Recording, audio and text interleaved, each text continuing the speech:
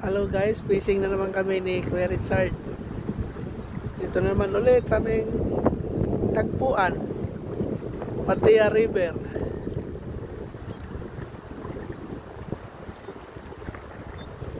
Yan, sana makakuha ng marami-rami na yan. Libangan lang ito guys. Gano'n na! Gano'n daw.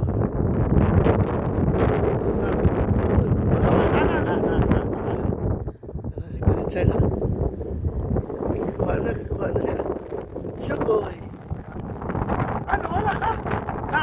Malit yan.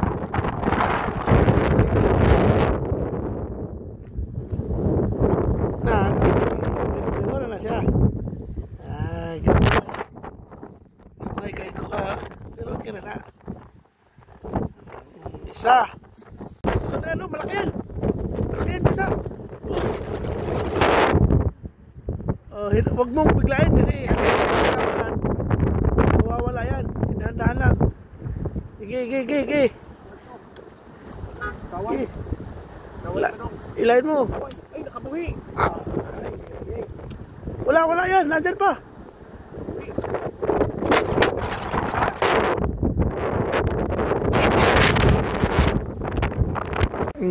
Another huli. Sayang yung kanina na malaki na sana. Ito, maliit lang pero pwede na. Ayan, huli na naman. Isang dagdag sa aming pangulam. Maliit. Pero at least meron.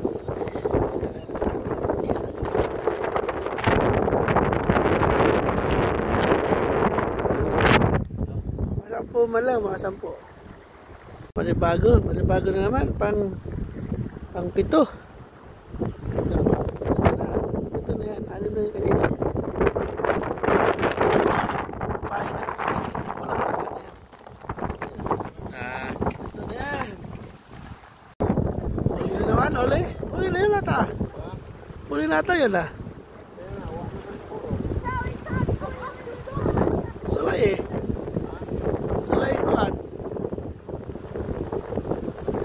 Wala talaga yun. Kabit na yun ah. Nawala pa.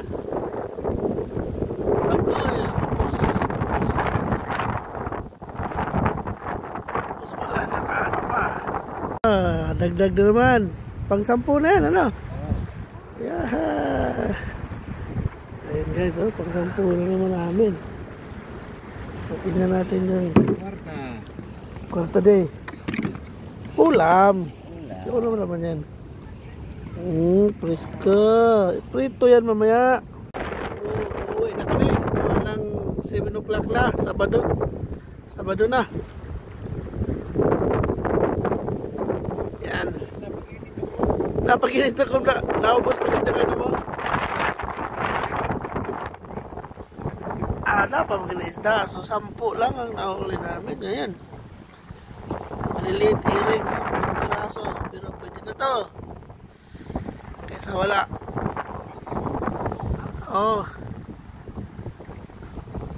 Okay, sige. Next time ulit. Weekend na naman guys. Bukas ng gabi. Mabalik ulit kami dito. Bukas ng gabi. Paghandaan natin yan. Ito yung huli namin kanina guys. Ayan, piprituhin lang namin. May asin na yan. May asin, tapos binabad sa harina. Tapos ayan, tingnan natin ang resulta. Itong iring na to, malambot lang kasi siya kahit anong gawin mong luto nito. Medyo nadudurog siya. Kahit prito lang, durog pa rin siya. Pero masarap ang lasa nito. Kaya ginawa namin nilagyan namin ng harina. Baka sakali na titigas siya. Ito yung aming hapunan ngayon.